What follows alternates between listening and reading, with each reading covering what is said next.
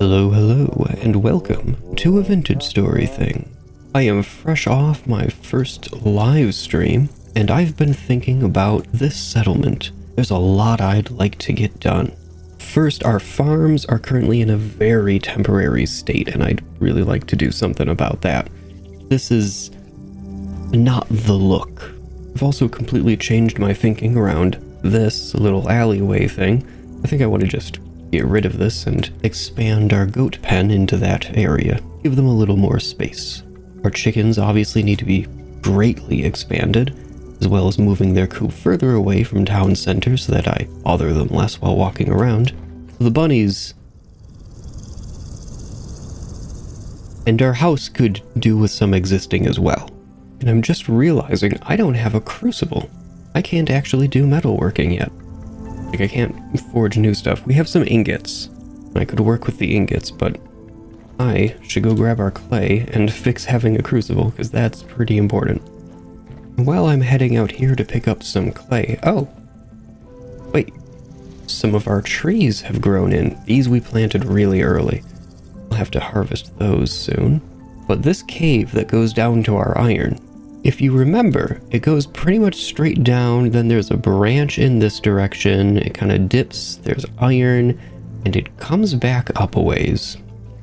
And I think that bit that comes back up and tapers off, I believe that was right underneath town center. It's possible that we could get access to our mine from within the safety of our walls, and just kind of ignore this hole entirely, maybe even cover it up, since right now it's a bit of a fall hazard. So I'd like to do a little spelunking and figure out exactly where that little tail end came up, because that might change our plans for how we want to develop.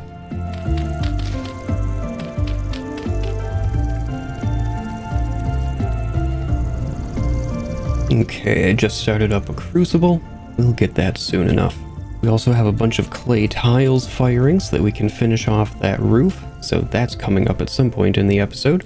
And I'm seeing that I'm running very low on sticks, so I think it is probably as good a time as any to do something about these trees that have grown here. I like them, they're cute, but we need the sticks, and we can always plant more. Even though we haven't yet made any new metal, we do have the means of doing so now, so I'm going to take the opportunity to finally start using our shears again. That seems pretty good.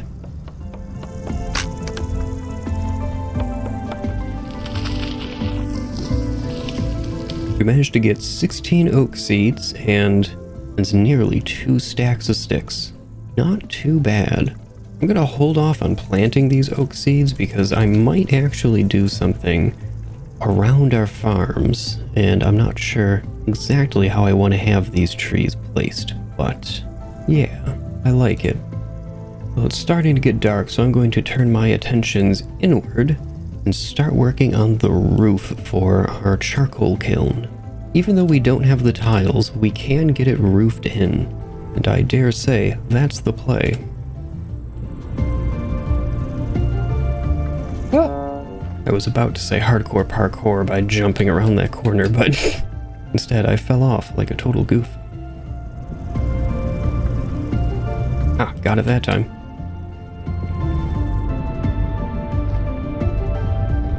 And I heard in a comment that you can finish the underside of these frames before you put on the tiles or whatever other covering by holding shift with boards. Look at that. I think that officially makes these more expensive than vanilla roofing options, but I think I like that a lot. Okay, I'm gonna put a temporary torch here, but look at that. And I assume you could even do that with a contrasting wood color.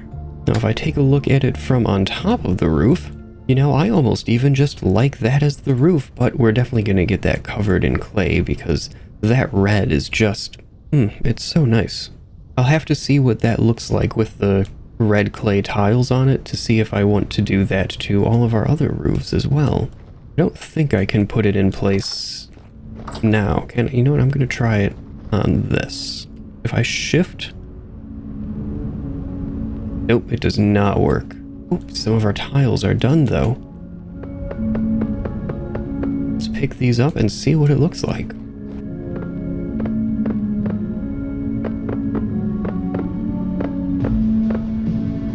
I'm one tile shy.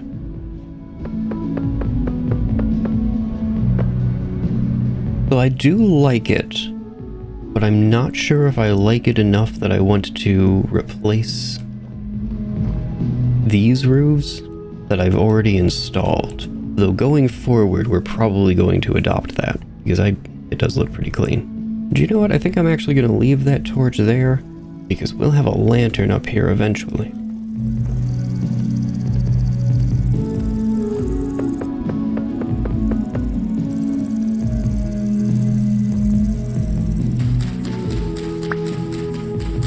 Alright, it's getting a little bit brighter out. Well, I mean, it's 6 in the morning. I want to head down into the cave, even though that maybe doesn't make that much sense, but I want to head down into the cave, and I want to see where that part sort of comes up. Actually, I'm going to bring our pickaxe with us so that maybe we can dig our way to the surface. And I don't have a shovel, but if we get to the point where we need a shovel, we'll be close enough that I don't mind digging it out by hand. Okay. Let's get headed down here. And here's our borax. There's a good bit of it. It's nice that that's nearby. We won't need it for a little bit yet, but it's nice that we have it close at hand.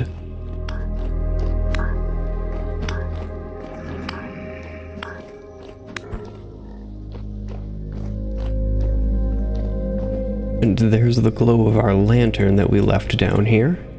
Our bountiful iron. Oh, that's so good to see. And we have sulfur, black coal, a bit of fire clay, and this bountiful iron down here. But I also recall... Yep, there's a Bowtorn up there. But I also recall this little offshoot. Gotta say, the Falx, kinda great against these guys. This is that ruin that we looted pretty well. I think this is probably done, unless maybe there's something under the floor. Oh, and I can hear our goats.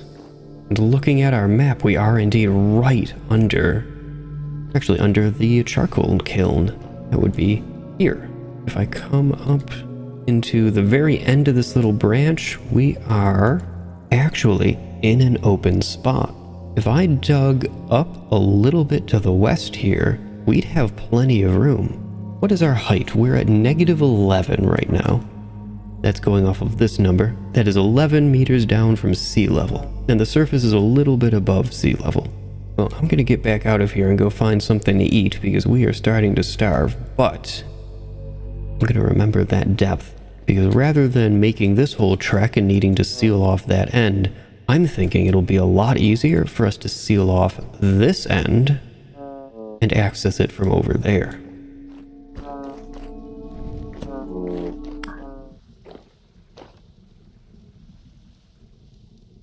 It would be nice to just have a solid ladder to climb up and down rather than that whole obstacle course down there.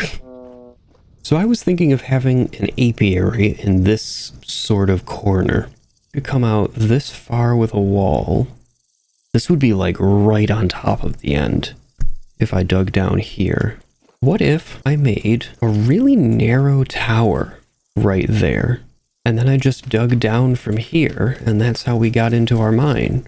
We're really close to a whole bunch of stuff. We're close to our storage, the smithy, our food. It's very centrally located. You know what? I like it. So I'm just going to start digging down until we get to -11 and see what we can find. And there we go. We've broken in. Wow, we are right here too. Look at this. And we're right here for enemies as well. There's a shiver down there that I see. Did I not just go get something to eat?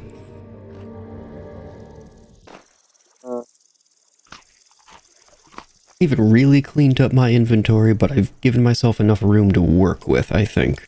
So I'm gonna head down there and try to make it a little bit more safe. Because right now, every time I come down here, I am stepping into a war zone. And that's not really how I want my mining adventures to go. First thing first, I want to block off this. Now, I do want to be able to get out of here, so I'm gonna chisel a little bit there, and I brought a door with me. I'm gonna put that down there, and I have found that oak slabs are probably the cheapest way to block places off. Well, not necessarily oak slabs, but wood slabs in general. Because check this out, it only costs 2 boards to make one of these, and I can quite literally board this up.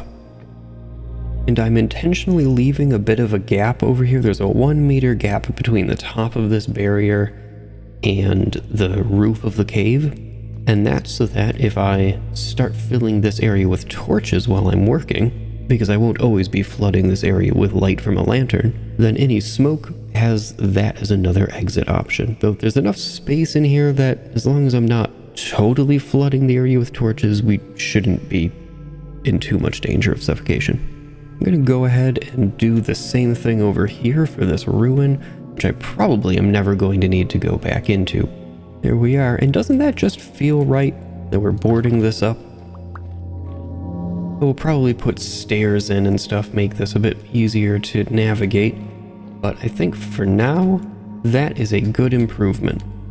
I'm pretty happy with that. And I'll figure this out eventually. But at least now we have a footprint for it, and hey, that's super easy access. I'm kind of excited about that.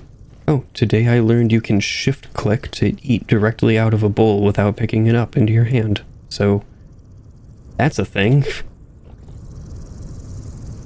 Oh, we did make a crucible.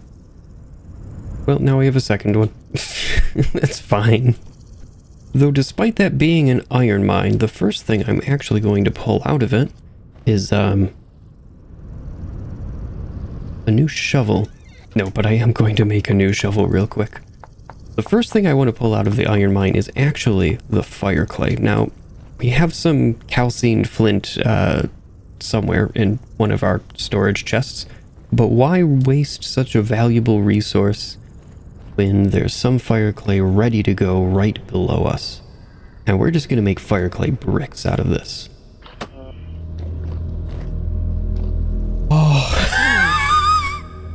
Oh, that Botorn actually freaked me out.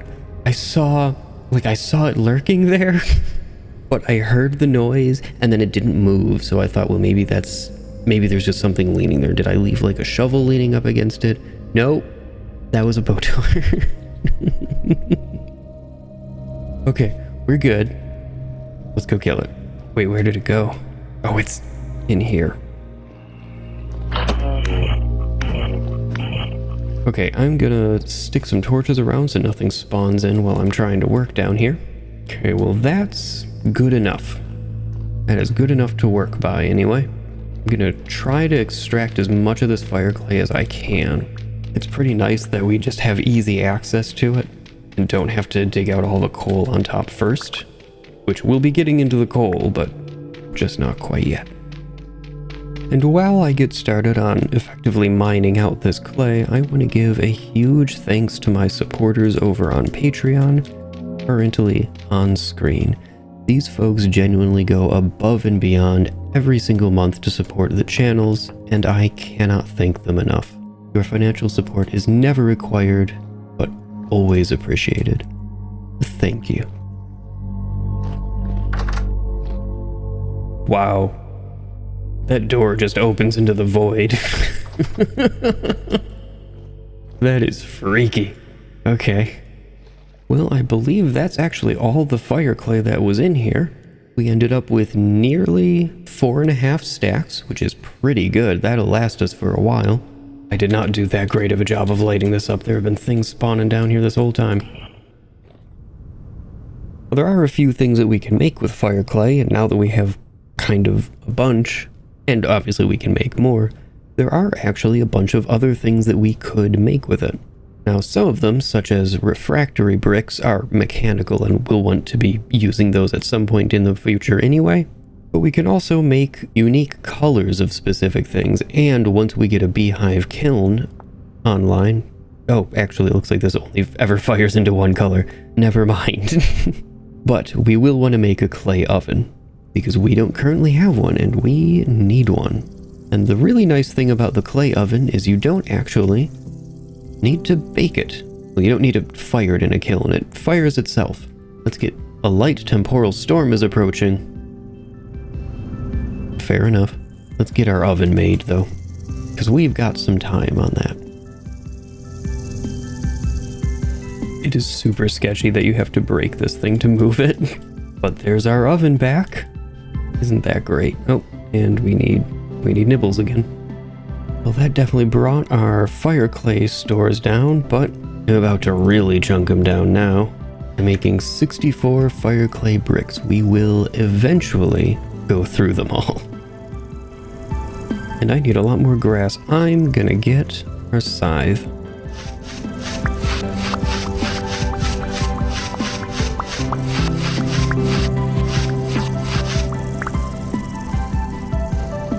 Well, now I have a ton of grass in my inventory and I need some place to store it. So let's make a crate for this all. And I'm gonna try placing this as an open crate. We're gonna see what happens here. Huh, I can actually see the grass in it. Kinda. It's a little bit less communicative than I would have liked. I was hoping that it would like fill up as you filled it up. I don't know how full that is. But hey, it's still neat. However, I now need, it is all 6, so I need 60 grass, and I'll need a bunch of sticks. It turns out I have been estimating how many sticks you need for pit kilns wrong this whole time. I've been operating on the belief that you needed 10 per. You need 8 per. And I need 4 per. I need 12. Wait, no. I need 24. Peat, that is. We'll need to get more peat pretty soon. That's getting a little bit lower than I'd like. Let's get these all lit. Well, it's getting awfully late, so I'm gonna go grab our bed from the shore. Well, I have a couple mushrooms at home. I believe they're actually hallucinogenic. But I have a couple mushrooms that I can eat to at least stop the honking, and afterwards I will be going worm grunting and then fishing. Although, actually, no, you know what? I'm gonna grab one of our crocs. Our farms are gonna be done soon enough, and then we'll never have to worry about food again. I'm gonna come here into our charcoal kiln, set up our bed, give ourselves a little light, at least for the moment. I'm probably gonna have to put that out so we don't suffocate. And I'm gonna have a meal. This is rye porridge with mashed fennel, and that does not look pleasant.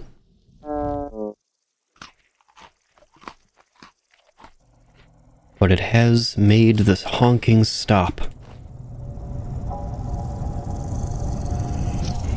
Oh, I'm gonna get in here again.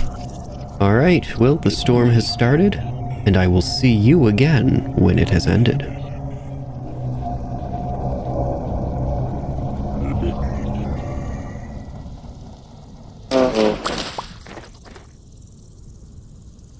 Looks like we're good to go, though it is about to get dark. That's kind of unfortunate.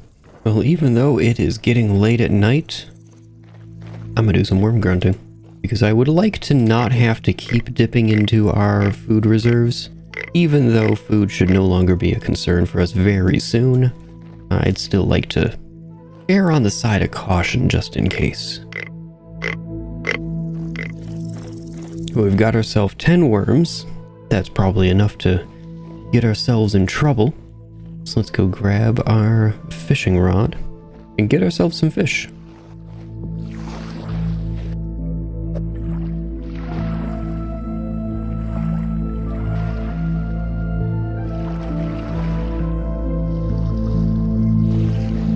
Well, we just ended up with a whole bunch of different fish here.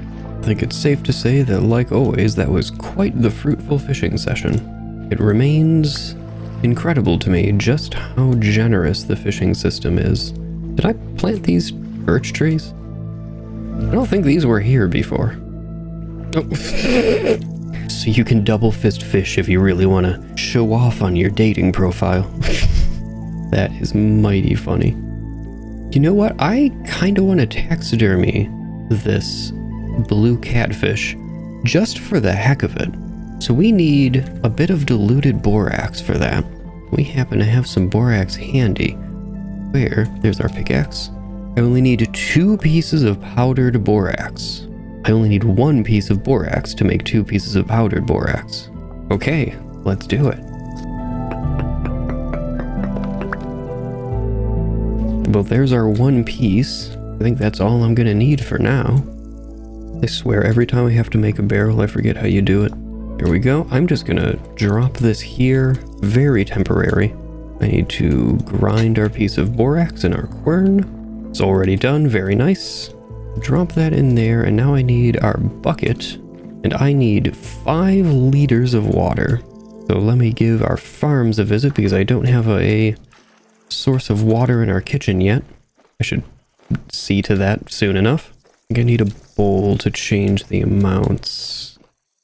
Yep, that did it. Now we have 5 liters of diluted borax in there. I'm going to take the fish that we want to taxidermy, seal it, and in 18 hours, it'll be taxidermied. Apparently. For the rest of these fish, let's get them butchered. 28 fish meat. And if it wasn't for our taxidermy, we would have gotten 32. That's so much. I'm going to take our pots, and I'm going to make some fishy meals. I have nothing else to put in these, so I guess this is actually just what we're having. I'm finally gonna start making some upgrades to our house. And first things first, I want to get a real floor in here. Stop just walking around on dirt. It ate a bunch of my boards again. What is it doing right now? It like keeps reinventing the same. I don't. Okay. Anyway.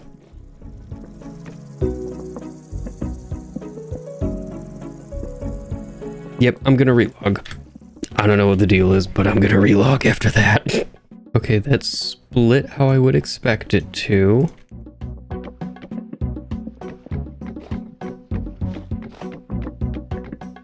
I think we might be good. Ugh. Oh, our nibbles are done. These nibbles are not done, and I don't know why. But let's throw some more fuel at it. Oh, it's actually just cold. It like totally gave up the ghost on us. Okay, fill that, seal it. Let's go throw it into our cellar. Oh, it's a picture of a fish. It almost looks like a little picture of Ron. Huh. That's not the one that I meant to put into Crocs. Ah, that's unfortunate. I just wasted a piece of beeswax. So this, somewhat unfortunately, is for eating now. And I am once again suddenly and rudely reminded of just how quickly your stones turn into cobblestone.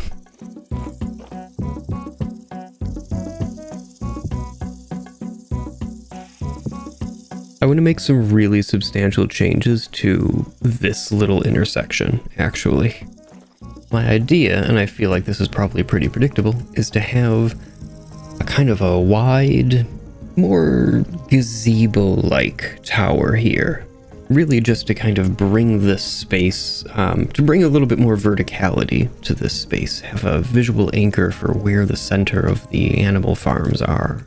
Again, I need to make quite a few more changes to this, but, you know, it's starting to take a little bit more of an intentional shape, I would say.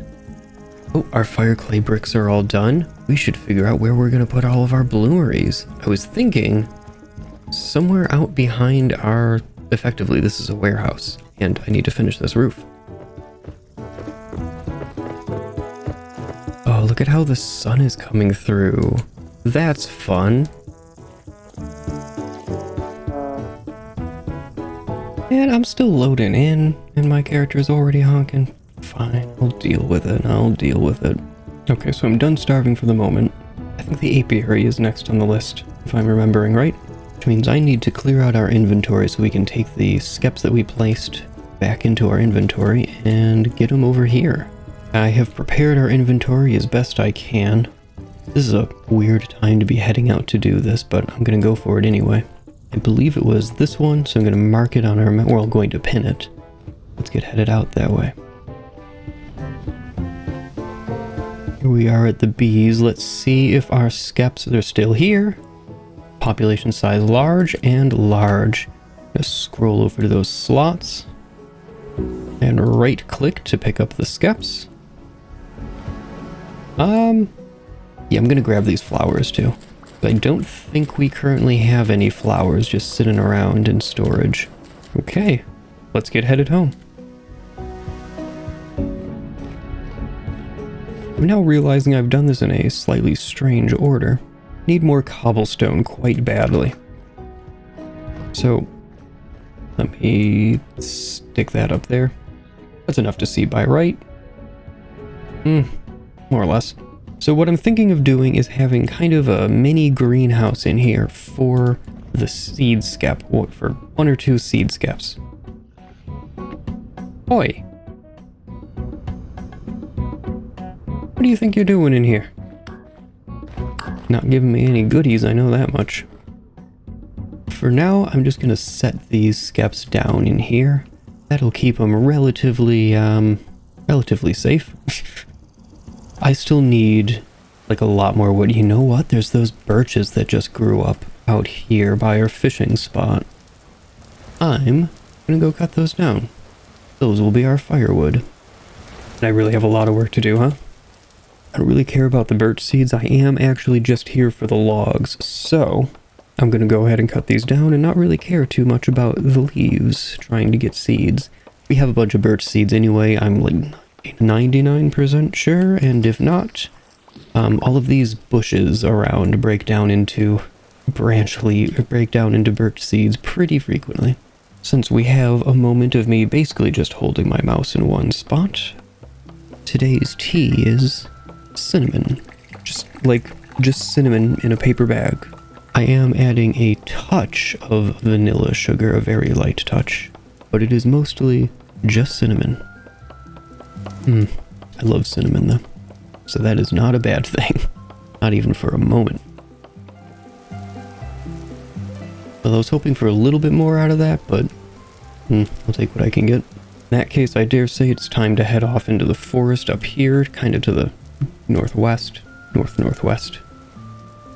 Ah, this is our maple. This was our designated firewood tree, because the wood they produce is, I'm being real with you, it's a little bit ugly. It's just like not a great color. At the end of this trip, I'm looking to have 5 stacks of 16 logs in my inventory. So that's my goal here.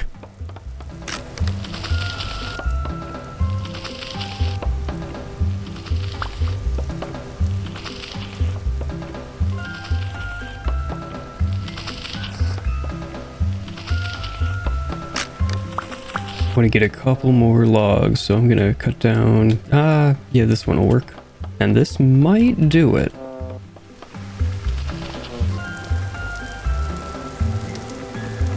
There's our first batch of charcoal, charcoal to be all loaded up.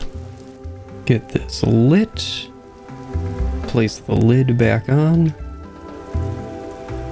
And there we go, this should be a working charcoal pit. And there's the smoke. Excellent. Oh yeah, I can see it. It's working. Very nice. Oh, catfish is done. And now there's a couple more things that we can do with it. If I take our one remaining piece of leather,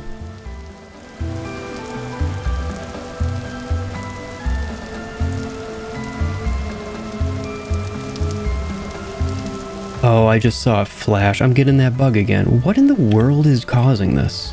Okay, well, I'm not messing with it this time. I'm just gonna relog. Alright, let's try that again. There's our diamond wall mount, and I believe I placed that in here again. No, that must be a world interaction. Let me go find a covered place. This will be a temporary location, but it'll work for now. Stick that on the wall, and I assume shift right click? Yes. Now we have a fish on the wall. Gaze upon the fish of the wall. Okay, well, that's that. That's a thing you can do. You can also mount antlers, which is probably a better thing to mount. And there's different shapes and etc. But I kind of wanted to do that just to say that I have I feel like these things are climbing the ladder. I don't know for sure, but I get that feeling. So I'm gonna do that and see if they keep showing up.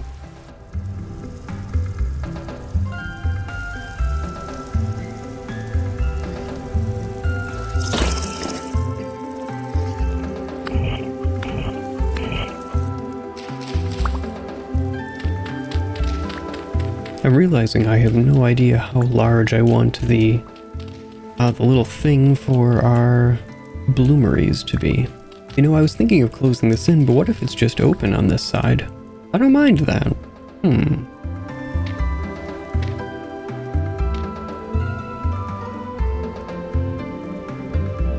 With that, I think it's time I laid out our very first, not kilns, bloomeries.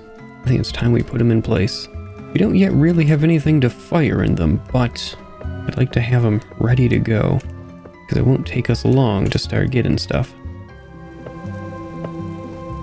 That was enough to give us these 5 bloomeries, and I'm not actually sure how much iron each of them holds. I assume 100 units. We'll have to find out, because I think it's about time we start getting some of this iron that we're sitting on top of. I'm gonna head down there with a bunch of my torches, a couple weapons, we're gonna light the place up, and we're gonna get some iron. Finally.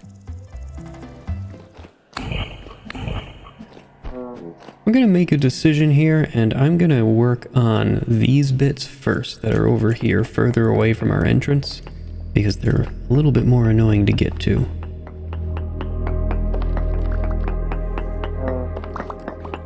Well, that is 64 bountiful chunks of limonite, so I'm gonna call it there, because this constant honking from being hungry is rather getting on my nerves, so I'm gonna call it there. This much iron is probably gonna do us fine for a while, so I'm not too annoyed about being sent back early. Though, boy, I really wish this game did something other than applying effects directly to your health. Vintage Story needs status effects more than any game I've ever seen before. Like, it's in dire need. And taking a look through the handbook, we do indeed need to smash these, and you put 20 of these nuggets, well, resulting nuggets, into a bloomery. So we want to get 100 nuggets, or as close as we can anyway. Here we go, and we will leave this compressed because that's nice and dense for us right now to store. Let's add...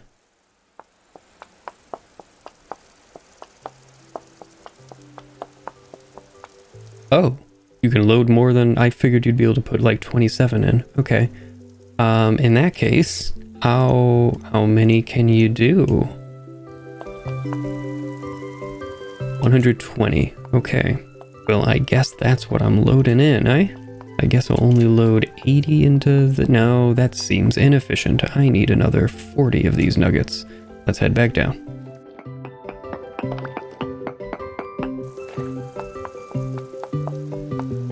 There we go. That is 4 bloomeries with 120 nuggets. That should be enough for 24 iron ingots. We'll get into it. We'll get into it. We load these up with charcoal. Hopefully we have enough. It only takes 6. That's not too bad. Hopefully these work. This seems like a very generous ratio of fuel to output product. But there's our bloomeries going. Oh, and look at that smoke already. That started right up. Oh, and how's our... Now it looks like our charcoal is still going. I'm not going to disrupt that yet. So we still have one more bloomery, and I have need for a bit of glass. So I'm going to head over to our quartz, and I believe the closest quartz was actually... Oh, there's quartz all over the place. No, that's borax. It's the other borax. And more borax. Not bad. But there's quartz exposed over here on the surface, so we'll head to this one. I do actually have a plan for out in these blighted lands, we could call them. It's gonna require a lot of stone, though, so I'm kind of working on gearing up for it right now. It's one of the first big, sort of infrastructure projects that I've got planned. Oh, I should have found that gold bit. I'm actually here for the quartz, so it's fine. And I don't remember exactly how much quartz you could load into. I want to say it was 27 for some reason, but that's a weird number. Well, I got a full stack. That's some red meat there.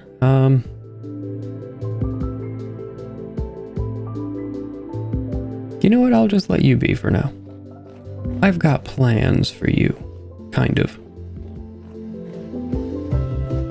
I love that I can see where town is from the column of smoke rising over the trees and bushes and shrubbery.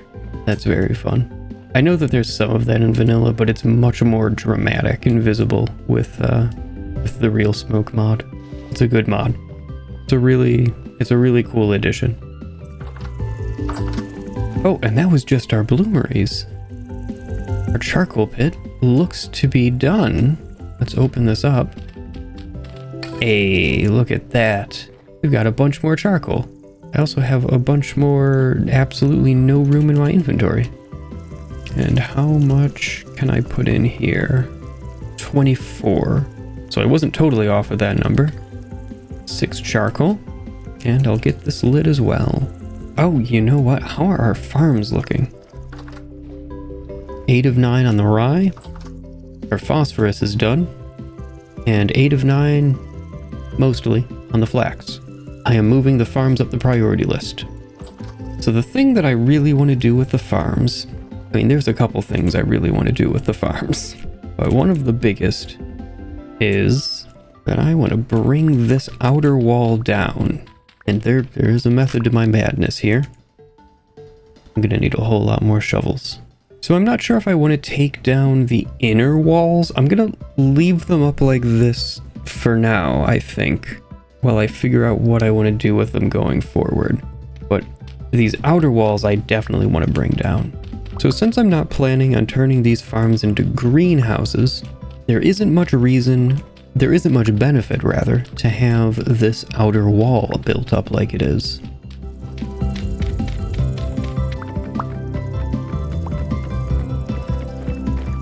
Okay, I'll be moving the goat enclosure well, close this wall in. Let me actually do that.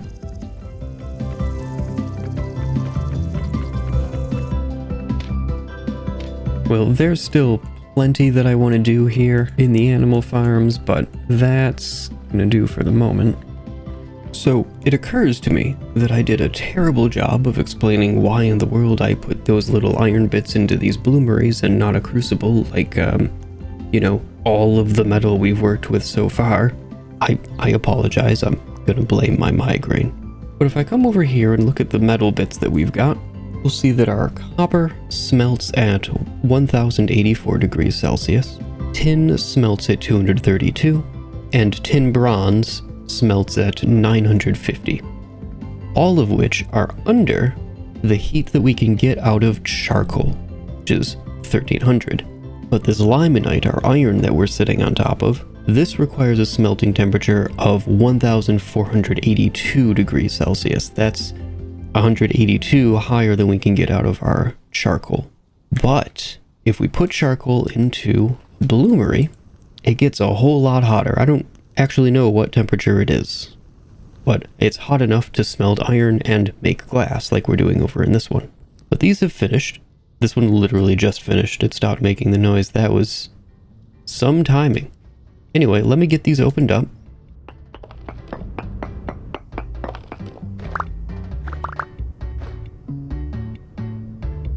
There's our couple of pieces of glass. Oh. I'm guessing you can't smelt glass. Well, this is cooling it down. Sorry, not smelt. I'm guessing you can't quench glass. Yeah, that worked. That was definitely the intended way of doing things. As for the other bloomeries that were lined up against this wall with our iron, we got iron blooms out of those. Yeah. So obviously, I need to do some explaining. So if you've seen Princess Mononoke, do you remember the sequence, this one always stands out in my memory, where the women of Irontown are working a huge bellows? That's a blast furnace, and that produces a kind of iron called pig iron. We weren't using a blast furnace, those were just little bloomeries, but I think pig iron is what Vintage Story presents out of a bloomery, or at least something fairly analogous to it. Pig iron, essentially, is a lump of metal with a bunch of slag on it, and slag is garbage that's left on the metal, so we need to get rid of it to get a refined iron ingot out of it.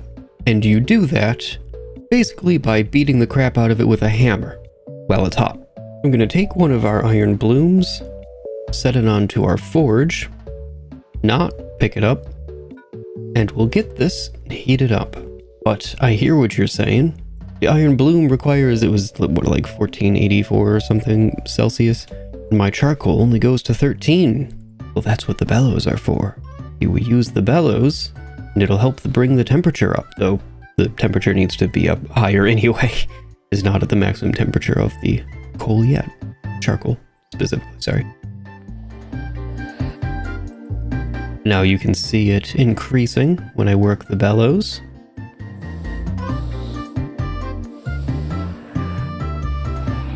Well, I'm gonna hope that's enough. Let's get it on here. And I need to get all of these bits off. That's the first thing you need to do.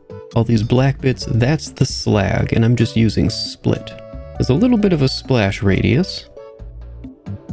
And it looks like I got all the slag. Now, I go back to my kind of normal modes, I guess. And now I form the ingot.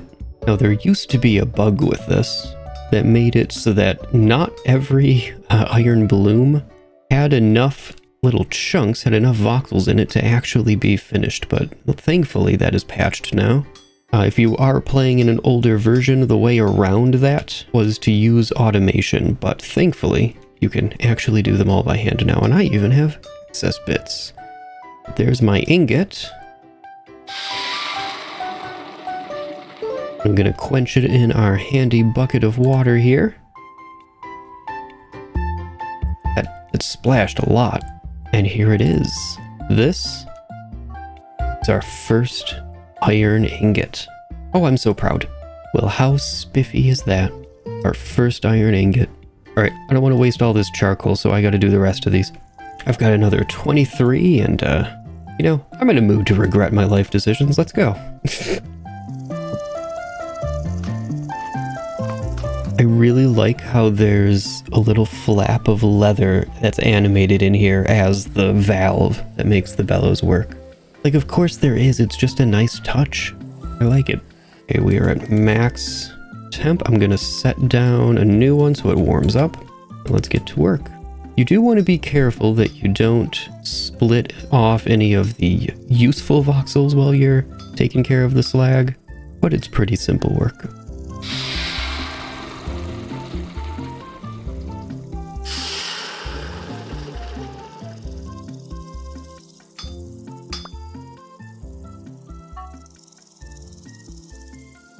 Oh no, I forgot to put one back down.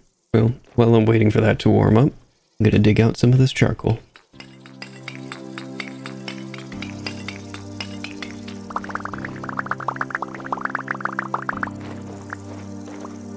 Oh, we should have plenty of charcoal now. There we are, I picked that up, put a new one down, we'll give it a bit more fuel, and let's start working on this one. I keep hearing a boat horn off to my left. Oh look, there it is.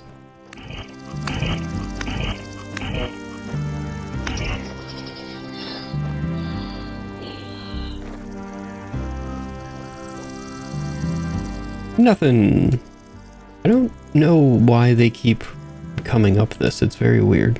Now hopefully we've got time to finish this still before it cools down too much. Oh, it is already... That may have been too much of a distraction. Well, I only need to split. I can do this quick. Come on.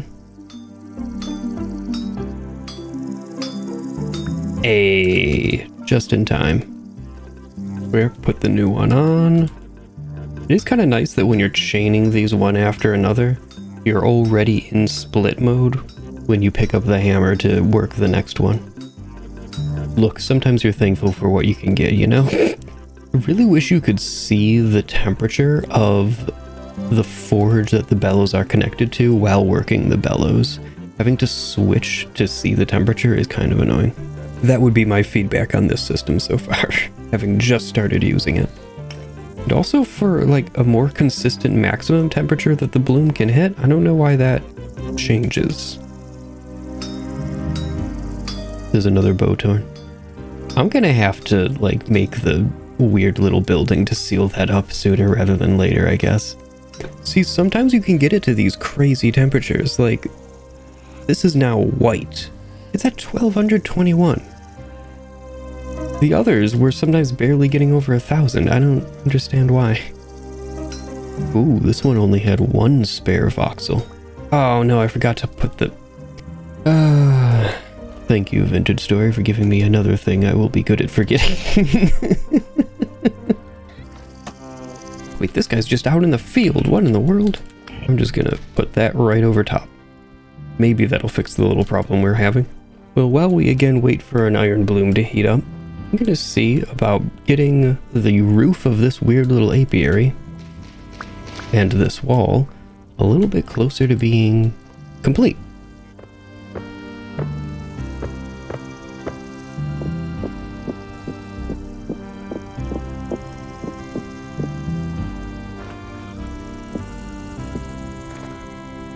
And would you look at how cute that is? Well, isn't that just the cutest darned thing? No, really, look at that. That's great. I love it. I believe it should count as a greenhouse so that those skeps will last a little bit longer into the winter and they'll boot up quicker coming out of spring, or coming into spring. This bloom is just about coming up to temperature. We've got another 15 to go after this. This is definitely making an argument for automation if I've ever seen one. The bottleneck in this process is pretty obviously the Seraph. And I'm just realizing my hammer is getting kind of low. I'm actually going to pull this bloom off. I'm going to put an ingot on. We'll make that into a hammer when I get this bloom done.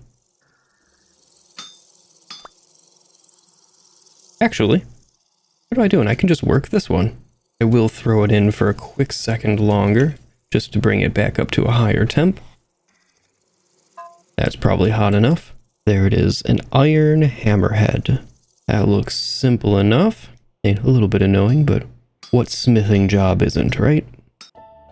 Now I'm going to quench this, which has a shatter chance of 5%.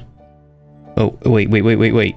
For quenching, it needs to be 815 to 1015 Celsius, and it's currently 127. That is too hot. So do I just need to like wait? How does this work exactly? Because it does not really seem to be cooling down. Did I like... Oh, wait. Now it's going. There we go. It's under 1050. Okay. So we have successfully quenched once, maybe? So I haven't messed with this system yet. Give me a second here. I'm gonna try to bring it back up to like 900. I'm gonna go for that first quench, and that's probably gonna be it. I'm pretty risk averse, so the whole gambling thing of quenching does not really do it for me. But I'm gonna honestly engage, as I do with all mechanics, before I have a final verdict. Do a little bit more. Okay.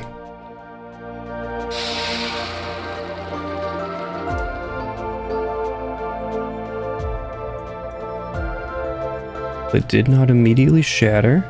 Ah, it has stats. Oh, wait a minute. I did that wrong. Dang it.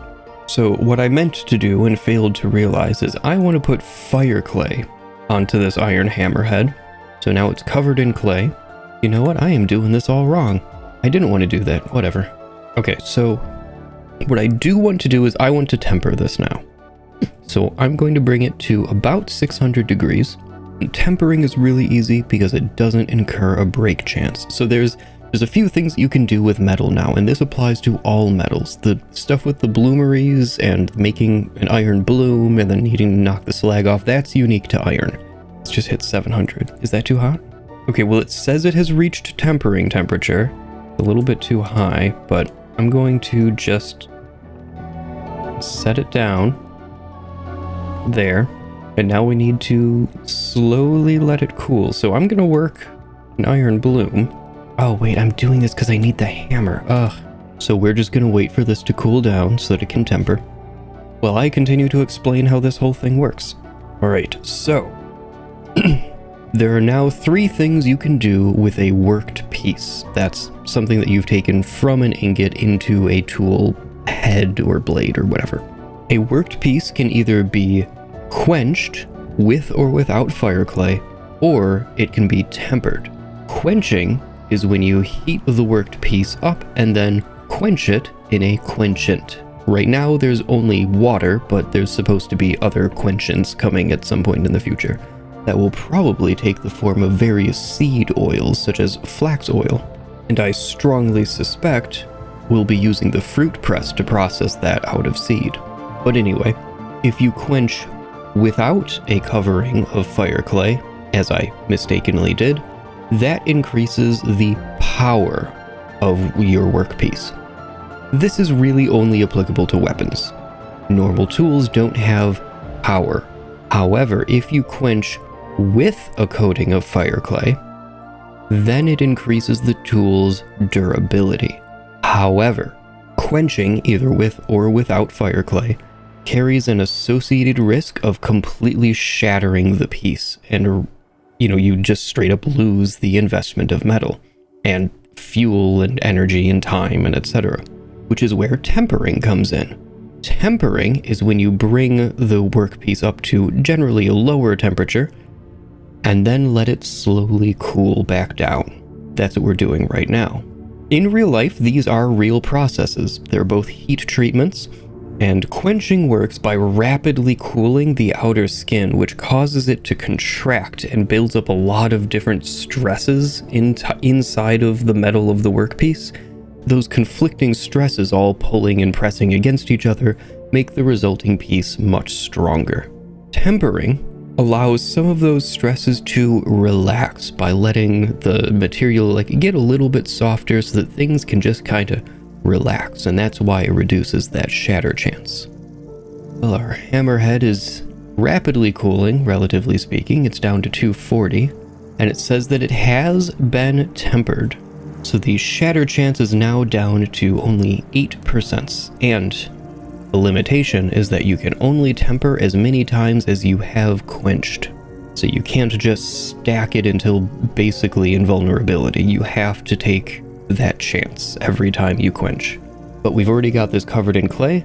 I'm gonna try heating it up to about 900 again, and then we're gonna quench it. Now that it's covered in clay, it should gain durability.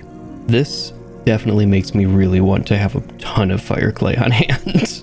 Even just getting that with 1 tier of extra durability, I mean, that's so nice. We've reached 900, so I'm gonna go ahead and give it a quench now.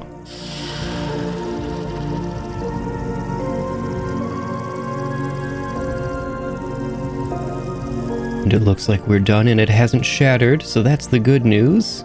What did we get? Plus 16.7% additional durability. And plus 9.2% power gain, but since it's a hammer, that doesn't matter, unfortunately. Let me go ahead and turn that into a tool. You'll see that it has all of these additional stats, plus 9% damage, plus 9% mining speed, again, it's a hammer, and plus 17% durability. That is slightly rounded up, basically. Oh, that's right, the power also adjusts the mining speed. So for example, if you did that to a pickaxe, it would mine faster. A knife will go faster, etc. I feel like the durability is better, but that's just me. Anyway, we like this iron hammer. Now for reference, this tin bronze hammer, when it was brand new, had 937 durability. This iron hammer, with the bonus 17% durability, has 2,625 durability. That is like 2.5 more than times, I think. Yeah, that is a huge upgrade, and that'll be not, I don't think it's quite like 1-to-1 across the whole range of tools, but that kind of increase, that's something that we can look forward to seeing on basically all of our tools going forward. And I am going to keep working on these iron blooms. Oh, I just popped in here to check, and it is now showing as a greenhouse. Only one of these skeps is showing +5 Celsius from greenhouse, but that's good enough for me. We've just switched to our iron hammer. So with mechanization, that is with a windmill or a water wheel, you can automate this part. The smashing off the slag and forming the pig iron into an ingot that you can use to craft things. You can also, I believe, go directly into plates, which especially for lanterns saves a lot of time, and you need to make a lot of lanterns in this game, so that's something you do quite a bit. But I really feel like the least annoying and tedious part of this is smashing off the slag and making the ingot. You got to use your brain for it a little bit, you know?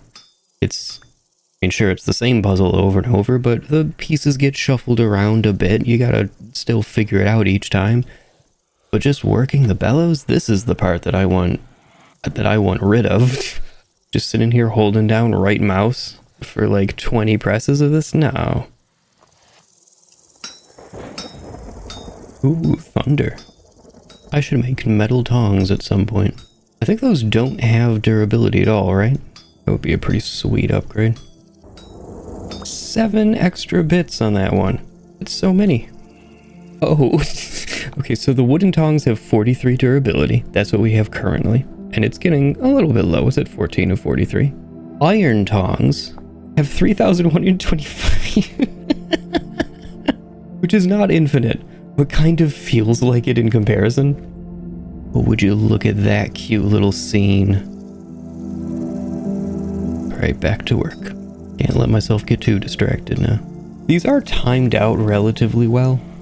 Like, I am at least constantly doing things during this process, so that's kind of nice.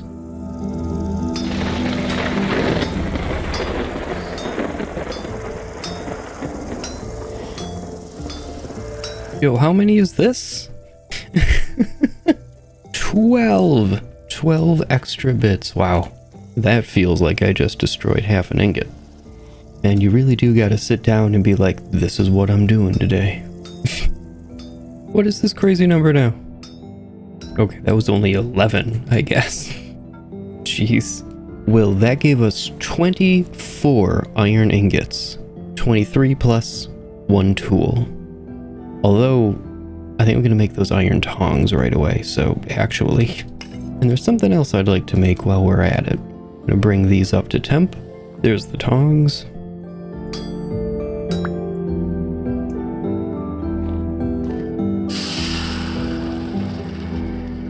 Oh, that counts as a quench. No, I don't want to be starving. Okay. Oh, I can eat these raspberries in my hand. Okay, so that's too cold to work, but this is ready to temper. So let me heat this back up. And I don't need much heat out of it, because I just need to split these. There we are. And it looks like arrowheads cannot be quenched and stuff. So I'm just going to cool them all down. And I'm going to keep those tucked away into my pocket for a moment longer. Well, those tongs are cooling down. Give them a moment. It's probably really hard to make out, but right there, there's a big old oak tree. And that's really exciting because we need oak wood like you would not believe. I planted, did I say nearly 2 stacks of oak seeds out in this field? So those are finally starting to grow in. And right now we have, oh look, it's empty. This is where I would put my oak logs, if we had any. What does Vintage Story consider a nominal temperature? Does it have to get all the way down to 17? Like, we are rapidly reaching the temperatures of the current heat wave, so... It takes 20 degrees Celsius for it to be considered done. Okay, it does not say that it's been tempered. Did I get it too hot? Alright, let's bring it up to 550 minimum. Got it. I need to use the old tongs to hold these tongs. Alright, I'll just set that down there. Well, those are going to have to sit for a while to get all the way back down to 20. So, I'm going to finally make good on a promise that I'm pretty sure I made all the way back in like episode 2 or 3 of season 1, something like that. I have here the recurve bow that we made. Seriously, it was like episode 5. It was so ridiculously long ago. But a bow is not useful without arrows. So I just made 9 iron arrowheads. That's what that craft was. So I will make those, but I'm also going to take our copper arrowheads that we got from, I believe this was from panning bony soil. And I'll make those as well. Because arrows are a consumable resource. And we now have 3 different kinds of arrow in our inventory. The bone arrows are actually from bow torns. Sometimes when you loot them, they drop bone arrows. And the falx, one of the little benefits of the falx is that it will rip loot out of your enemies. It's like another loot roll every time you attack them. It's kind of nice. But bone arrows do not give any additional piercing damage and have a 30% chance to break whenever they hit something. They're fine in a pinch. Copper arrows also deal 0 additional piercing damage. The bow has its own damage, by the way. Just that's how +0 works. Copper arrows deal the same amount of damage as the bone arrows, but have only a 15% chance to break. Meaning, copper arrows will typically last twice as long. They're a more sound investment. They're any investment at all, actually. The bone arrows are not really an investment. You get those for free and they're kind of throwaway. Iron arrows, however, that's a significant step up. That grants +2 additional piercing damage, and they only have a 10% chance to break, down from the 15 of copper, while dealing 200% more. You can't have percentages more than 0, so infinity more damage than copper arrows, but it's 2 points more. And I have these arrows ordered in my inventory in this particular order because they will go from left to right. So I'm going to use the bone arrows first and just kind of get them out of my inventory. By the time I get down to using iron arrows, I will probably make at least 1 more set. But for now, we have 24 arrows. That should be good enough to get us started. Oh, our tongs literally just finished while I was looking at them. And now they have been quenched, so they have only an 8% shatter chance. Let's put some fire clay on them, because I want to give them some durability, just because it's extra. And that means I need to bring it up to like 820. These only have 4 durability left on them. I'm cutting it close. It'll get up to like 750 without the bellows. So I'm only going to have to give it a couple pumps. I can go over that too, by a ways, but there's no reason to. As long as you are within the range indicated, it will count. Here's the 750. There it is. And now we quench. Oh, that little like shake from starving scared me for a second there. But there we go. It didn't break. We got plus 17% durability on that. That is fantastic. Put that in the back there. And this is 3 durability. You know what? I'll put that in the back and we'll just keep that there. Now I gotta go find something to nibble. Our flax is almost done. We are almost ready for harvest. Harvest means that food concerns are gonna absolutely evaporate. Yeah, how's our rye looking? Oh wow, our rye is totally done. Okay. Our phosphorus crops, they're done as well. Got a decent helping of onions and parsnips. So as soon as our flax is done, I'm gonna come through here and harvest all of this. Some of these growth speeds are pretty low because they have used all of their nutrients. But that's okay, that's why we're gonna rotate it. But since we're about to be bringing that harvest in, I'm not gonna bother fighting with trying to catch enough fish to fill another crock and make more. Whatever, we're just gonna dip into our reserves and eat something. Because I think that's where we are now. This is red meat stew with stewed cranberries. Do love me a good cranberry. Ah, very satisfying. Excellent. I need to get this sorted. This is waiting on oak. Our house is waiting on oak. That is the big thing really stopping us. Oh, I have another craft I wanted to make. We did not bring a rubble hammer with us. And I want a rubble hammer so we can get more cobblestone and maybe finish our foundation and start working on some other things and fill in the bottom of the walls and... Ugh. So anyway, I just started up a new ingot. And in the meantime, I'm going to go get some of our clay because we're running a little bit low.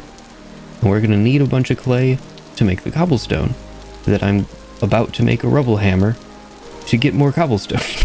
Oh, these are oaks. I should cut these down. So humorously, I'm gonna... No, hold on. What tools do I have? I don't have an axe. Huh. I thought I really assumed I'd have a stone axe sitting around somewhere, but I don't. It's going to be a whole process to make an iron one, and I will eventually, but right now I want to get some stuff done. So in the interest of time and being a stubborn old man, I'm just going to make some out of flint real quick. And I'm going to use the shears first because I want them sticks. But we got 12 logs. It's a start. There's the iron rubber hammerhead. Took a minute for me to find. Oh, please let me have enough time here. There it is. This does not have quenching and tempering. Okay, well, in that case... Oh, look at that. Aha. You gotta quench it first. It shows for a moment, but then it boots it out of your grid. That's pretty funny. Okay, there's our rubble hammer. And I was working on you. Now I'm gonna just rest the rubble hammer there. I'll be back for it later.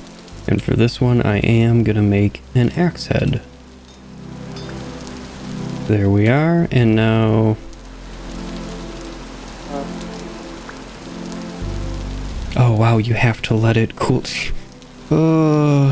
So I have to let it cool down so that I can put the clay on it so that I can heat it back up to quench it, so that I can then heat it up again to temper it, so that I can let it cool down and then put the clay back on it and heat it up again to quench. This is a long and tedious process, and I don't know that I'm actually that game for it.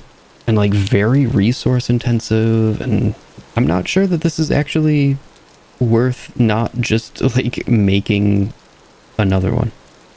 So while I'm waiting for that to cool down, I'm gonna pick up some more clay. Finally getting around to that.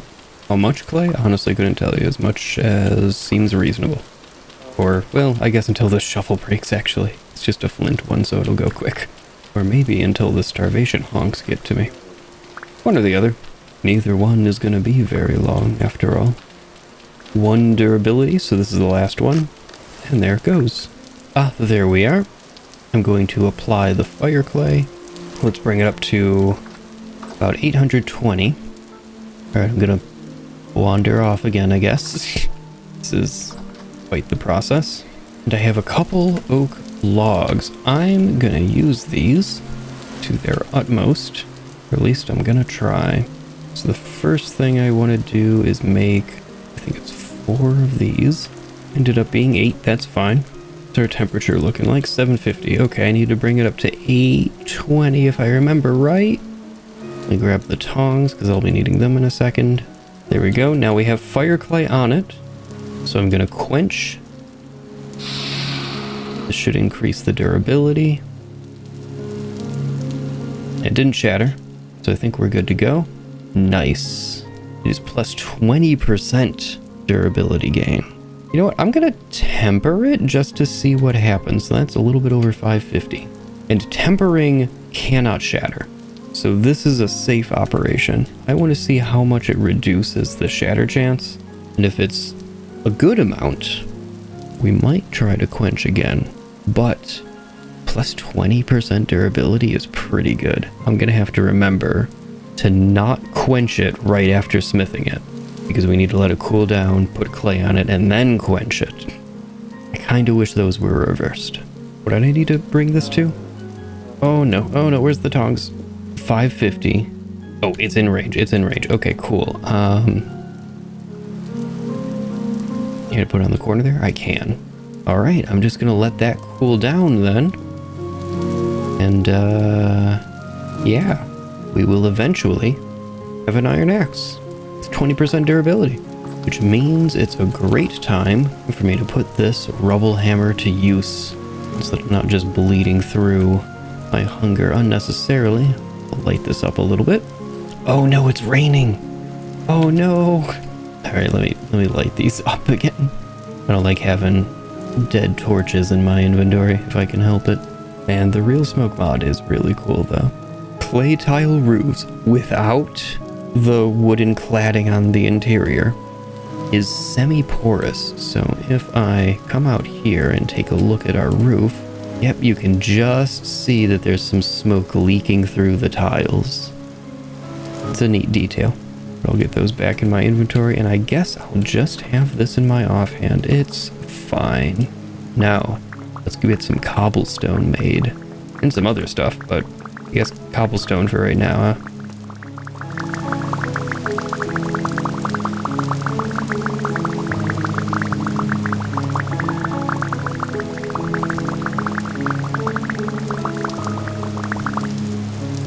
I'm gonna grab a stack of clay and I'm gonna start throwing shale stones all around it. Wow, that was not even 2 stacks. Okay. Looks like our axe head well, it looks like our iron axe head has cooled down enough to interact with again. It has now been quenched once and tempered once, and our quench shatter chance is only 8%.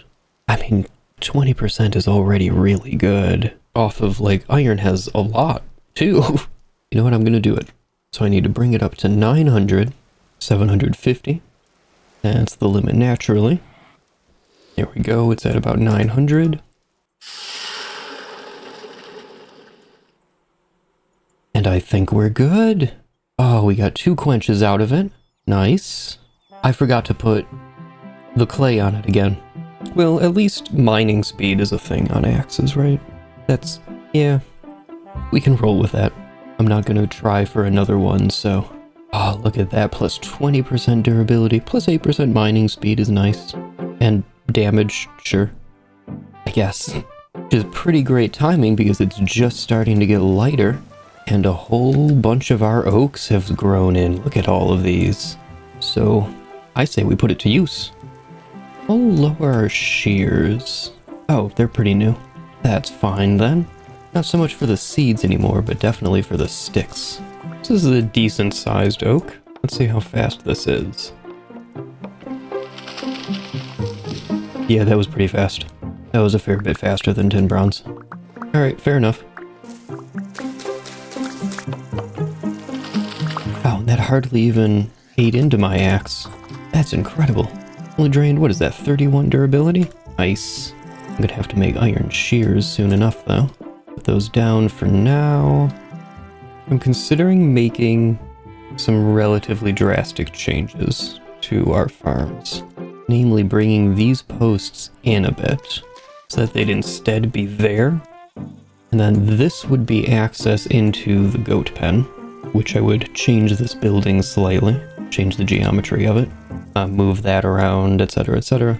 Drop this down to only a 1 wide doorway. I think I want this to be a back entrance of sorts.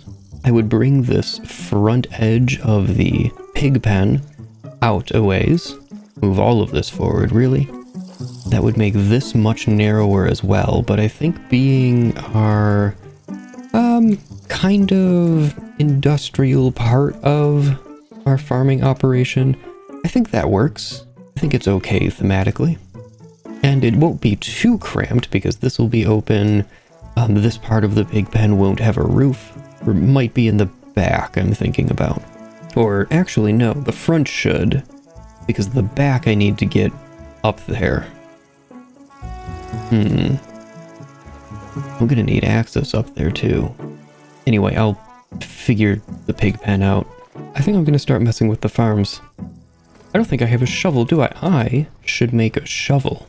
An iron shovel will make getting through this stuff a whole lot faster.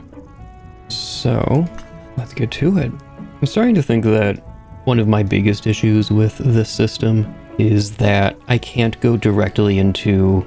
I can't coat the thing in fire clay until it's cooled down. I think one of my biggest issues with the forging system is that I can't coat a workpiece in fire clay until it's cooled down. So I have to have like a whole cycle before I can quench it the first time. And it makes this process so much longer. Even just going for one quench, it makes it so much longer because you have to go through the whole process. And now I'm just kind of at a standstill while I wait for that to cool down, so I guess I'm gonna make some flint shovels anyway. I think I want this to just be fence looking into the goat pen.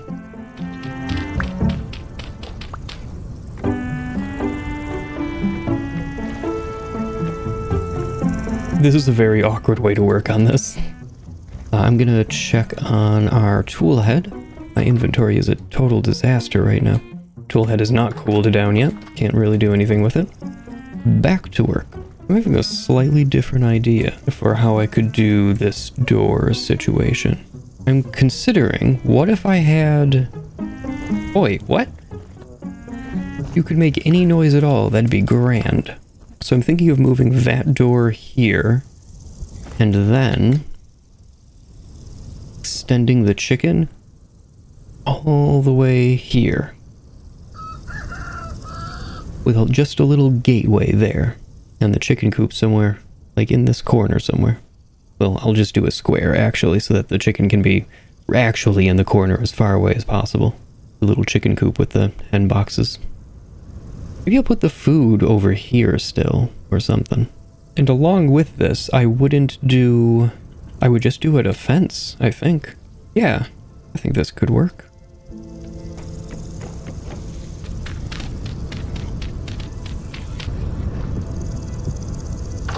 I could do with a new knife too, actually. Well, since I'm going to be heating stuff up anyway. Okay, so that's cool. I now need a piece of fire clay. Is there anything else I want to make? I guess the shears, right? I think I said I wanted to make shears. Saw is looking fine. Saws last forever for some reason. The shear I expect to not last forever, unfortunately.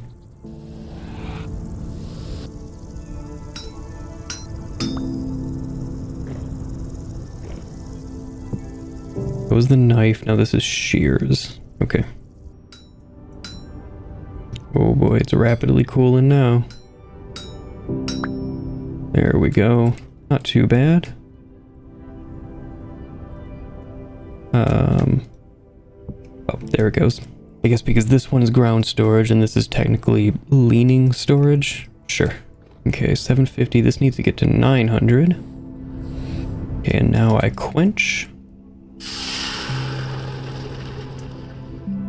That gives us the plus 20%. What does the axe have? Plus 20%, because I messed up the second one. I've already got these 2 shovels. I might as well temper it and then go for another quench. How high does it need to get to temper? That's 600. Now I'm gonna set that there, and this is cool now. So I need another piece of fire clay, put the blade in it. Now I need to bring it up to 900. There we go, that's 900. It's covered in clay, we're good to go. And we're quenched for that plus 20% durability. We're still waiting on both of these to cool down. And this has been quenched once. And this has not been quenched. And what temperature is it? It's gold. Okay, cool. Let me then coat this. I need to bring it to 900. There we are, 900. Covered in clay. And it's plus 20% durability. Very nice. I mean, I might as well temper it, right? I think that's what I'm doing over here. Oh, these are both done. Okay, let me take stock of what's going on with all of these. Have these all been quenched once? This has been tempered. These have both been quenched. Only one shows that it's hardened, but they've both been quenched and they're both getting the durability gain. You know what, just for the heck of it, I'm gonna go for it with the shovel. So this is gonna be a quenching, which means I need to bring it to 900. And these are both going to be temperings, only to 600 on both of these. Okay. I just toggled on the tooltips, the like hovering ones, hoping that it would show the temperature, like while I'm not looking at it, while looking at the bellows. Oh well. Okay, so that's to 900. I need to get it. That's good. Now it as clay, I quench. Okay, nice. So that brings it to 36.7% additional durability. So the flint shovel is 112, and the iron shovel with plus 36.7 durability has 2050. I think that's good enough. I don't think we need to go any further than that. And then for both of these pieces, this is a tempering run, so I need to bring them to 600. Oh, I wish I could put them both in. All right, so 600.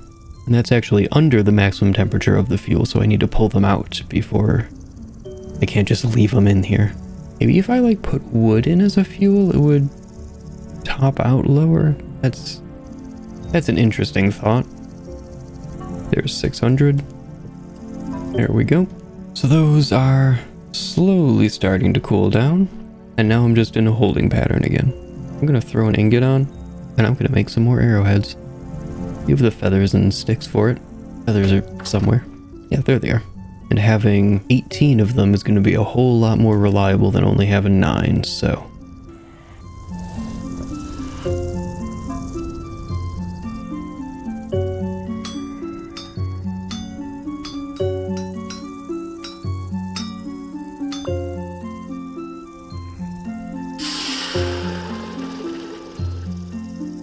Alright, our feathers, a bunch of sticks, our new arrowheads.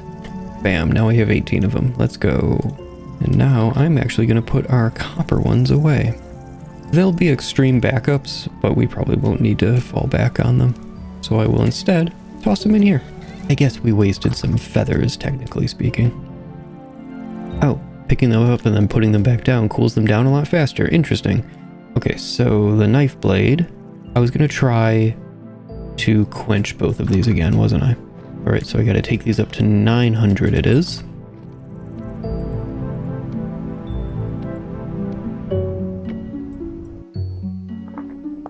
What am I doing? These have clay on them, I'm quenching them. I need to get them to 900. Okay. Put the knife in, quench. There we are. These now have plus 36.7% durability. Man. Wait, the durability is 6,500. Oh, wow. Okay. Those are going to last forever. Okay, there's the 900. I'm going to give this a quench. And we've got that 37%. I'm just going to stick a stick on it. And now we have an iron knife. The flint knife that we had, 162. This iron knife with plus 37% durability has 1537. Quite a bit nicer. What in the world is going on here?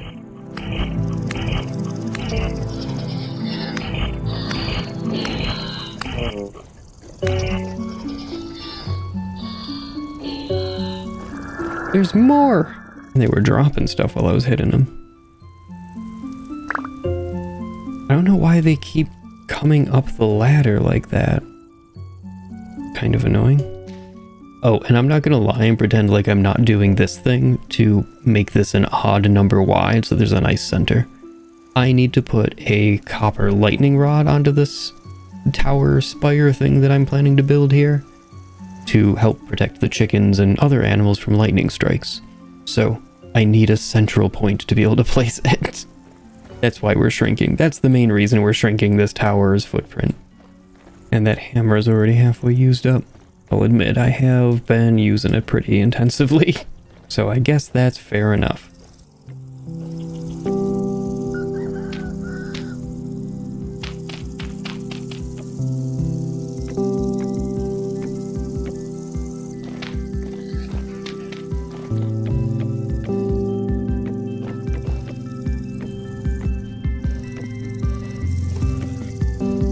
You know what, I'm gonna get rid of this bush because it's kind of heavily obstructing visually and I want to be able to see in here, but I'm gonna replace it with a tree.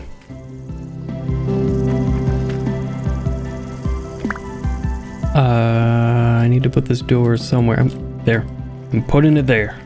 I'll deal with it later. Alright, chickens, run the other way. I gotta upgrade your corner here.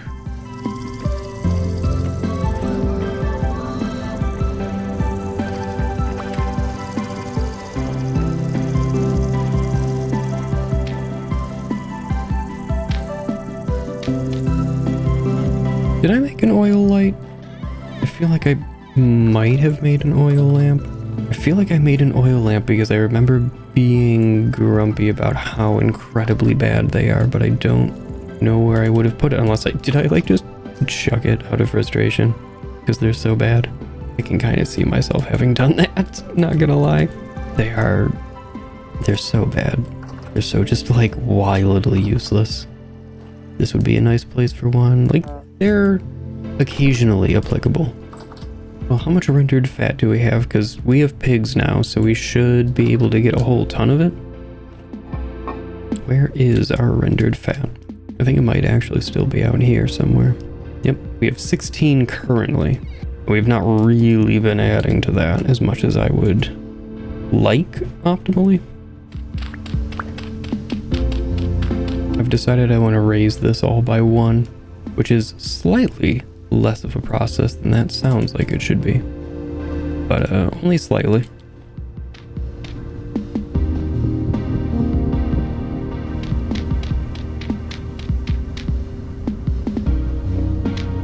Now I need 27 dirt. All right. Chickens, come on, get out of there. Get out of the pit. Chicken. Chicken. There you go. I'm gonna put the troughs there because they shouldn't be able to jump on top of that and then out. I can, but I can jump further than them. Got a nice little coop. The grass will all grow back in. We've even got a berry bush here to poke at.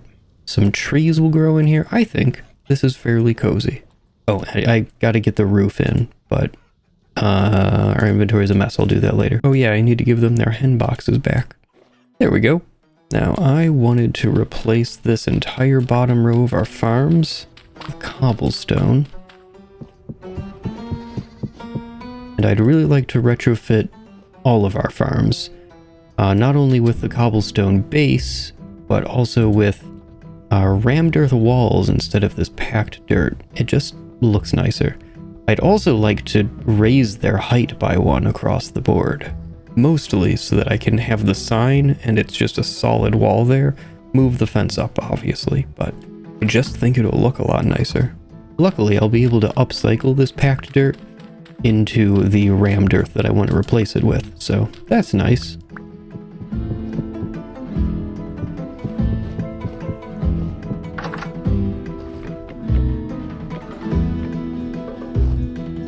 So I'm looking out at our main entrance right now, and it's pretty unfortified, I'd say, just a path leading right in. But I have some ideas. I'd like to build a sort of gatehouse thing here, and I'm not sure how to deal with this side of the base. I kind of really like how now on this side, the farms are much more open. So, if I come into our fallow field, and we'll be planting here eventually, so it won't always be fallow, but if I come into our fallow field and look around, look at that view. That's incredible. I don't want to cover that up all the time. So now we can see it. And this is still protected. We even still have the moat. Sort of moat. And right now, in here, that's not really a thing. But the dirt outside comes right up to the top of this wall. And remember, I'd like to bring these walls up by one, kind of. The solid part up to here, and then the fences would be one level higher. I mean, I guess I could just leave it like that. Dig out what I need to in the front. Just bring it up by one here. Yeah, I guess it would work. That these farms would just be a lot more visually restricted, because that's the lay of the land. I guess you still get to see that mountain out there, and it's not too bad. Oh yeah, this one isn't so bad. And there's going to be a building here when this is done, whenever this is done. But then these two farms, oh, look at that. It's just so open. It looks lovely. Oh, all of our flax looks done too. How's our phosphorus plants looking? These all look to be done. And our rye looks done as well. I should probably pull these things out of the ground before they get heat stroke. And look at these temperatures. Actually, it's already starting to cool down. Oh, it's the end of August. It's about to be September. I've totally missed our second harvest and a couple other milestones that I've wanted to get done. I mean, we'll be fine. We'll be fine for the winter. I'm not concerned about that. But the big thing is these fruit tree cuttings. I really wanted to get these planted. And they take a couple months, I believe, to get established. And then they have to vernalize. I don't think there's enough time. Hold on, let me check the handbook. The wiki does not specify how long a cutting has to be planted before it will fail or succeed. The handbook doesn't specify, either in the guide for fruit trees or the page for the cuttings. I think this is just gonna have to wait. Okay, moderately unfortunate, but I get it. I'm getting a little bit sick of having absolutely no walls on this whatsoever.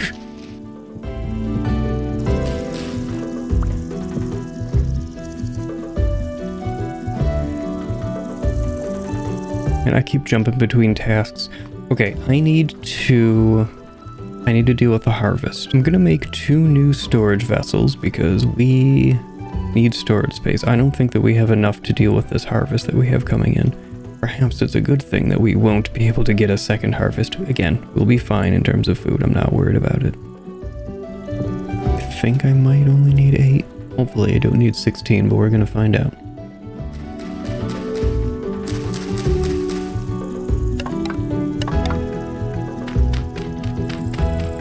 Yep, I needed 60. Let me grab my hammer and some clay tiles. That's probably more than I'm gonna need. This is gonna be a simple little roof. Nothing too fancy.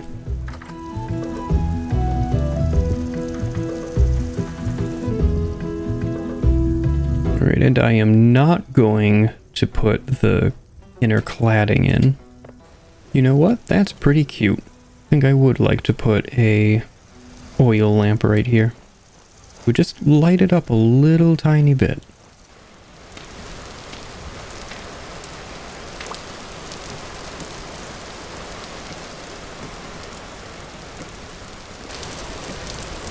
That goes there, and I'm gonna do this wall up with wood, I think. Unless I wanted to bring that down. You know what?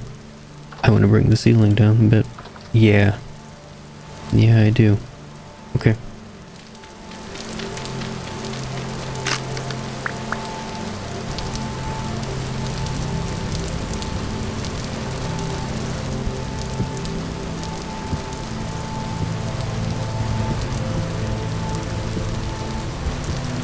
Well, I think this is going to be really cute. I think I want to put the liner in this one, though. So I'm going to need more stuff. My food is getting rained on. My 0 servings of hearty red meat stew with stewed cranberries is getting rained on. Terrible. What's the deal with that? Why is it that as soon as food becomes wet? Disgusting. Absolutely inedible. Why? Why is this true? And I don't think I need to seal in these ones, because they're going to get covered up by the fill blocks when I put them in, the various rammed earth blocks. I'll do that in a moment as soon as I have the rest of the roof on. And speaking of the rest of the roof, eaves. I seriously need 2 more. Although I'm now realizing that I need to put the cladding on the eaves. And for that, I need more wood. Again, I'm very bad at estimating how much of a material I'm actually going to need. Okay, tiles. And hopefully I have enough here. Closer than I'd like, but we got it done. Oh, and it's quite cute. We like it. I might put more of this wood in here so that to kind of close off that open side and hold in a bit more warmth. This part, this is a little bit more. Oh, you know what? I'm gonna try putting the fencing in here.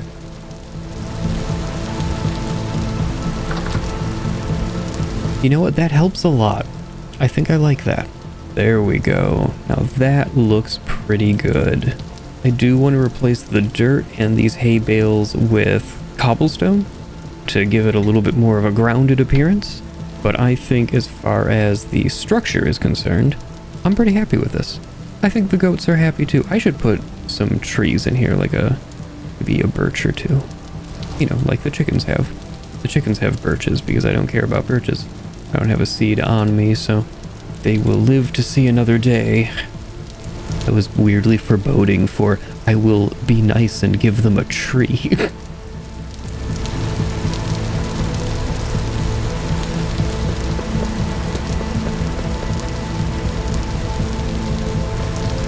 Just cooking up some tiles right now.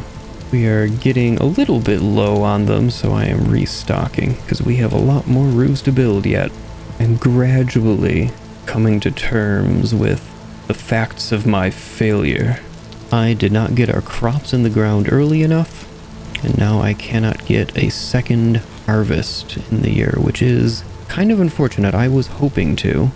It's not a huge deal. Like, it's fine. But, you know, I was hoping. That's nice and lit. Excellent. Oh yeah, that looks really cute. I like it. And over here, gonna be some trees, and that's a pretty cute little building, relatively speaking. I mean, you know. I might turn this into a little gatehouse, maybe one that like sticks out, that protrudes rather than comes in. That could be cute. And I mean like a really small gatehouse.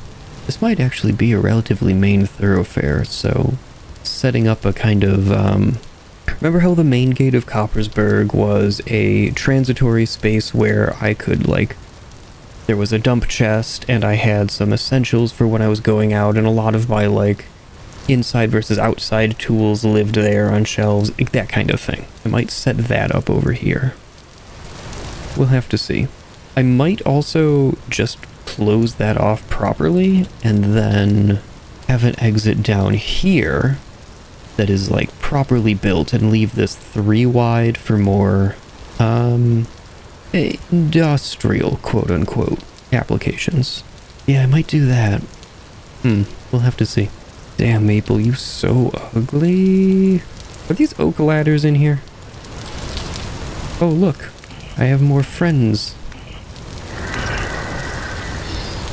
These are oak ladders.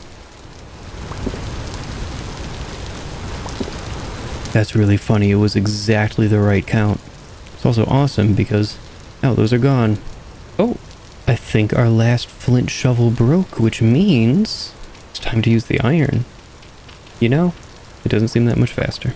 So depending on just how closely you've been paying attention to the pig situation, you may have noticed that this is a strange enclosure, and I need to get the cobblestone in to make it look more grounded. But it's a weird enclosure, but it's very, very intentional. So if I come in here, I want to talk through this. Okay, never mind. They're being very antsy. So I'm just going to climb up here. Now, this is the pig pen. It's very simple, nothing really going on. But from the other side, you'll see these trapdoors. If I open these trapdoors up, fine, I can only hit the 3 of them. And then I scare these pigs over here. Oh no. So that didn't work quite to plan. I need to make some adjustments, but you'll see that the pigs went through and then were able to come up here, but they are not able to go back. That is a one-way pig valve, basically. Now I can open this and eventually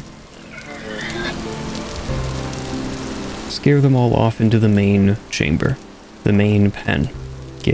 Get back out there. Okay, now let me close these. I need to do some fixing there. That's clearly too large, but the idea is I will install an additional chiseled barrier so that the height behind the trapdoors is lower, and then the adult pigs shouldn't be able to get through, but piglets will be able to get through. This then is our piglet partitioner. This will become a way for us to breed them, and then once there are a bunch of piglets running around, we open up the trapdoors, scare the piglets through, close the trapdoors behind, and then we have the one-way valve. We let them grow up over on this side, slaughter the old generation as needed, and then open the gate up, move the new generation into the main pen, and repeat. This is... You'll see a lot of players do piglet partitioner designs or pig filter designs where there's holes in the ground that the piglets fall down. This is much more manual, but also I feel like much more in the spirit of the game, which I know that's a slippery slope, and if you don't want to do this and you want to do the holes in the ground thing, you know what, that's fine. I'm not gonna throw shade at you. Do whatever you want. Animals are annoying in this game. But I've fallen on this kind of design, at least for the time being, because it feels a little bit more in the spirit of things, as is my prerogative. I think I would like to have access to this where I just have to walk up a thing. Like maybe I can walk upstairs and then it's open on the back here so I can walk along. I don't know, I want to have a better way of moving around this thing. I could just have like a ladder up onto a roof or something. I don't know. We'll figure it out. It might be kind of fun though if I gave this a second floor with like a proper roof on it, because that would add a lot of verticality to that side. Yeah, that might be fun. I'll think about it. That'll be a later enhancement. I don't need a roof on it right now, mechanically speaking, and these pigs annoyed me. I don't feel like giving them a roof right now. So there. I do need to get a roof onto this, including... That's right, I need to get the copper... what is it called? The lightning rod. I need to get the lightning rod on. Which if I open up our handbook, lightning rod, that is 3 copper rods. Which I believe each one of these takes an ingot. Yeah, it does. Ugh. Brutal. Okay. Copper. I have 3 ingots. Let's go. I don't remember. How hot does copper need to be to work? Smelting is 1084. I don't think it needs to be that hot to work it though. While these are warming up, I'm gonna eat something. We'll be making a bunch of pies soon enough, so I am not too worried about how quickly we're going through these. We're gonna have grain and onions for the entire winter. We will be just fine in terms of calories. Okay, that's probably good. Take that with our tongs and copper rod. I'm going to be making more of these rods too, actually, now that I think about it. Because I'm going to need to make a replacement for our fruit press. Because I totally forgot to bring it with us. Which is 100% on me. I meant to. I just forgot to grab it. I actually meant to grab the lightning rod too. I meant to grab the lightning rod, the fruit press, and the meteoric metal that we had as our threshold. Unfortunately, all three of those did not actually make it into our inventory. Very unfortunate. There's our lightning rod. That is not many shingles. How many shingles? Oh, I have a bunch more shingles. I'm just gonna grab the whole stack for now. Need more oak boards. Like a fair few of those. So let me grab... Yeah, that'll work. Then how much higher do I want this to be? So the radius should definitely cover the chicken coop. I don't really need to worry about the height too much on that account. It's technically, it's a cone. Well, it's like a cylinder with a cone on one end. And it projects the cone of safety up by, I believe it's 9 meters. And then it kind of flares out to, it's either like 26 or 29 meter radius. I forget, one of those. But the chicken coop should be more than within that range. The whole animal farm area should be more than within that range from this central point. So I don't actually need to worry about height too much. Though if I try to do it like right here, that corner of the pig partitioner might not work. So if I brought it up 2 more, it would be the same height as that. I think I want to bring it up 3 more in that case. 3 more meters. And it's the same size as this tower, so I do want it at a different height. Actually, like visually, I want it at a different height. So, yeah. So in that case, I need 4, 8, 12. I am short 1 oak log. Well, you know what? I'm reclaiming this one then. That I literally just put here. I'll have to do this later. It's fine. It's fine. See, now this is at the same height as that roof, so I'm going to go up 1 more meter just to have more visual variety. Put that in our offhand standard, but I'm going to set it to the lower. Now I want to do the medium height. So the middle one.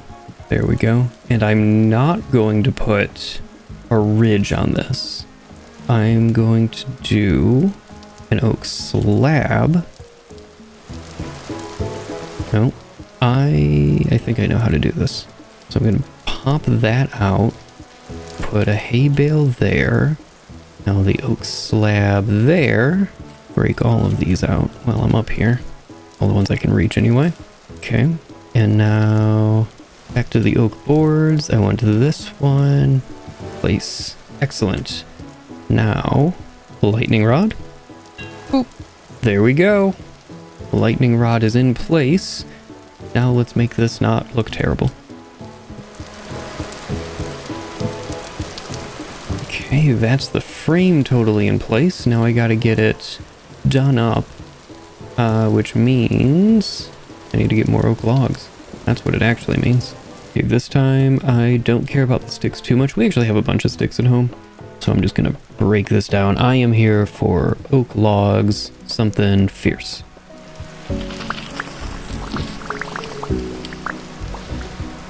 Well, that was a bunch of oak logs. I'll take it. It was nearly 2 stacks right there. All right, I'm gonna do that underside cladding because it looks so nice.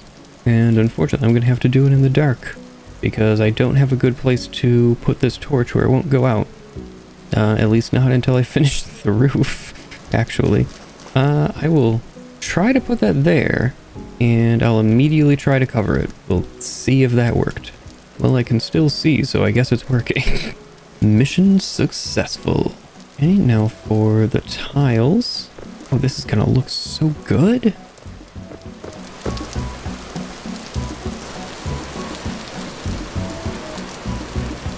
I'm gonna finally get on something that I've been sitting on for a little bit now. It is beginning to annoy me. Well, saying that it's annoying me is perhaps overselling it a bit. But we have some candles left over, and we are shy 1 candle. You know what? That's pretty good. I'll take it. Okay, so we have 11 lanterns now. I'm going to take 1 and put it here at a jaunty little angle. That might be too low. Like 1 meter too low. Let me move it up one. Oop. Yeah, that looks better. Put a lantern there. And even if I let go of that, yeah, that's pretty nicely lit. This isn't going to change too much in terms of how much light it's giving off. This is going to have windows all around it. So this lantern will actually be lighting up just as much as it is right now. Minecraft light logic is weird. Even though the pigs don't deserve it, I'll give them a lantern too. I'll put a lantern over there as well. I still want to get an oil lamp or some other kind of a dim light over there, because I want to keep that nice and moody. You know, the chickens will sleep in there, so I want to keep it a little bit dark. Just like the goats have their little dark areas to hang out in if they want to. This isn't too bright, they could sleep in here. But this is all nicely lit. The bunnies will have light, if we ever have bunnies. This corner is currently still very dark. This is where I want the apiary to go. So this is currently left blank intentionally. Though we should probably do something about it sooner rather than later. Oh, look at this. Our storage vessels are done. I'm gonna drop them out here in our courtyard. There and there. Grab our scythe. And let's get harvesting. And this rye do be looking kind of lovely though. It came in really nice, this crop. Very nice, and more than enough seeds to replant. I've even got grain overflow, which is a little bit unfortunate, but yeah, it is what it is. Gonna grab this and carry it down into our cellar. Okay, flax. Oh, the flax came in really well too. That's great. That's very exciting. This is gonna ruin my inventory.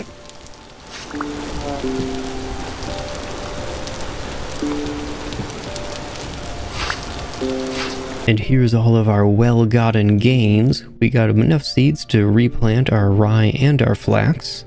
We got 11 and a little bit stacks of rye grain, so that's great. That's gonna be mostly pies, basically.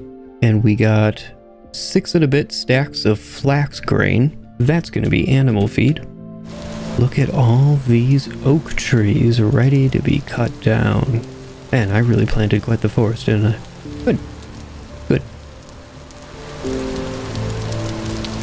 I'm surprised I could make that jump. Nice. Well, I didn't quite get everything done that I wanted to, but I've been recording for a while and we've actually made a ton of progress. I feel like there wasn't that much raw expansion of the settlement, but on the other hand, we've solidly entered the Iron Age. That's super exciting. We've filled the settlement with light by way of sprinkling lanterns all over the place, and we even have a couple spares, though I think those are already spoken for in upcoming builds. And we've generally just made really good headway on kind of upgrading things that we had already built, as well as getting some of our refurbishment work well underway. And by that I mean upgrading things to cobblestone, improving some of the texturing of our rammed earth, for example. Things like that. Upgrading the farms, how that one farm is now beautiful. And we still have plenty of upgrades yet to make, but I think I'm gonna call it there. Thank you so much for stopping by and hanging out, and as always, have a great one.